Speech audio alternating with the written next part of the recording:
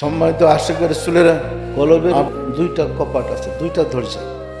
একটা হচ্ছে নফসের দিকে খোলা, নফসের দিকে দরজাটা খোলা থাকবে, তখন আমাদের দুনিয়ার চিন্তা কল্পনা, দুনিয়ার কাম কর্ম সবগুলো আমাদের চোখে ভাসে করতে পারে।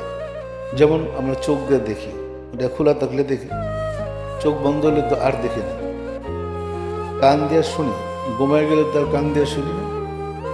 মুখ দিয়ে কথা বলি, ঘুমাইলে তো আর মুখ দিয়ে কথা আসে না, বন্ধ করা যায় না।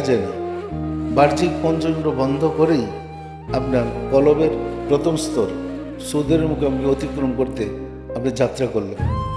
তারপরে দেখবেন অস্থির বানালে কিছু আপনি শয়তান পাইছিলেন না, এখন দেখেন সুদের মুখে আমি শয়তান আপনাকে আল্লাহ কাছে বসতে দিবে না, সে সবসময় আপনাকে ডিস্টার্ব করবে। তখন একটাই পথ, সেটা হলো মোর্শেদের কদম ধরে আজিজ করে।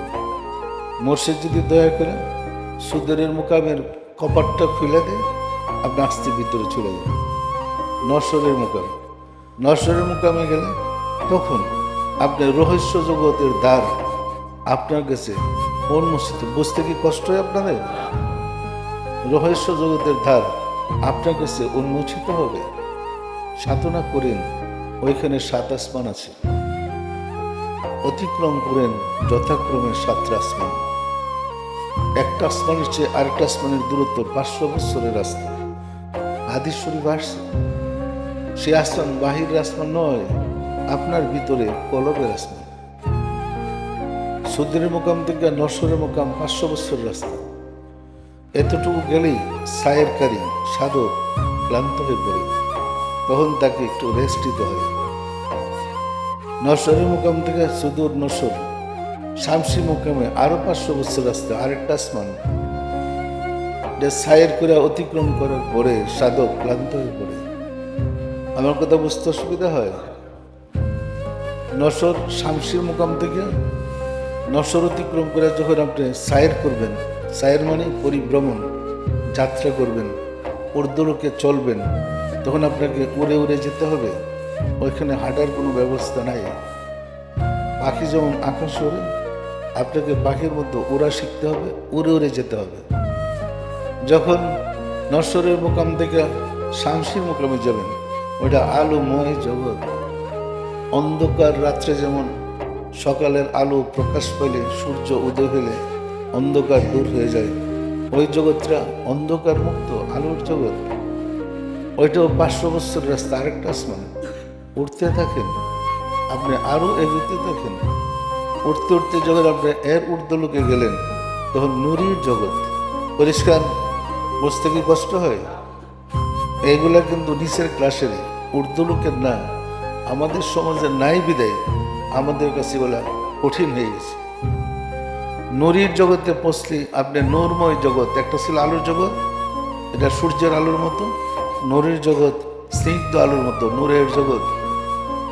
নূরের জগতে গেলে দেখবেন রাহমাতুল আলামিন বসা আপনার জন্য অপেক্ষা করছে। আসো,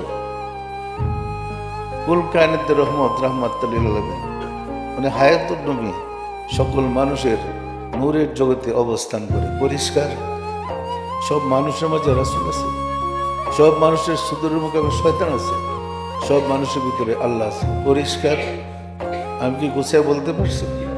সম্মানিত আশিকের রাসূলেরা, নূরের যুগেতে যাওয়ার পরে আর উঠতে যান, ঊর্ধ্বলোকে যাওয়ার পরে নূরি কারবে মুকুম আল্লাহর নৈকট্য লাভের স্টেশনে গিয়ে পৌঁছলেন। এটাও 500 বছর রাস্তা। এটা নূর আর নূর। আরেক ধাপ উপরে যান, মাকিমের অবস্থান আপনি ইয়ে করে, ওইখানে 500 বছরের রাস্তা। সেটা আলো আর আলো। এতক্ষণ আলো পাইছেন তো, অপেক্ষা করেন নাফসির মুকামে যাওয়ার। নাফসির মুকামে সায়ের করতে করতে গিয়ে পৌঁছেন, গিয়ে পাবেন আপনার মহান মালিক রাব্বুল আলামিন আপনার জন্য অপেক্ষা করছে। তখন আর আপনি কোনোদিন জীবনে আল্লাহকে নিরাকার বলতে পারবেন না। তখন ওই পবিত্র কদম মুবারকে সিজদা করবেন। হাদিস শরীফে বর্ণিত হয়েছে, কুলুবুল মুমিনিনা আরশুল্লাহ, মুমিন ব্যক্তির হৃদয় আল্লাহর আরশ।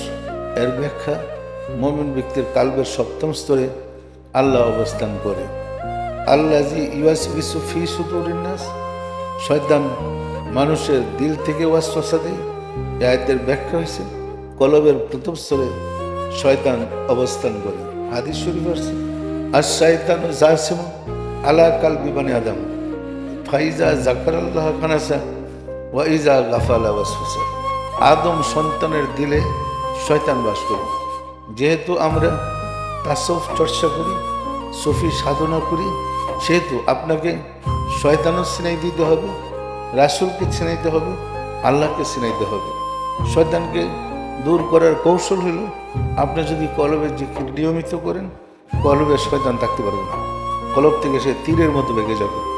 আর যদি জিকির পড়তে না পারেন, জুব্বা পাগড়ি ঢিলা কলব দুনিয়ার সব লাগান, আপনার ভিতর থেকে শয়তান সরবে না। এরকম ভিতর থেকে শয়তান সরান, ভিতর থেকে শয়তান সরে ইমানের সৃষ্টি করে জন্ম দেন। ইমানের জন্ম হলে বাহ্যিক আপনার যা কিছু থাকুক, মৃত্যুর পরে আপনি মুমিন, এটা প্রমাণ হয়ে যাবে। পরিষ্কার।